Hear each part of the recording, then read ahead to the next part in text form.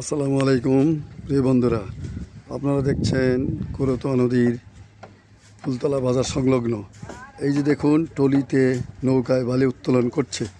এখানে কিন্তু ছেলেরা বেকার না, এরা এসএসসি পাস করছে এবং অনেকে কলেজে পড়ছে, তারপরেও এরা দেখেন বসে নাই, তারা কাজ করতেছে। এই যে বেশ কয়েকজন কাজ করতেছে, তাদের মাঝে বেশ কিছু ছেলেপেলে এসএসসি পাস করা এবং কলেজেও পড়ছে।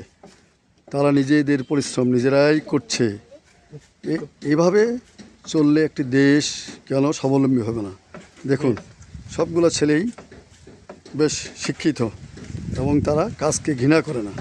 কাজ করে প্রতিদিন 500-700 টাকা উপার্জন করছে, তাই না? সে টাকা দিয়ে নিজের চলছে, সংসার চলছে, সব কিছু মিলে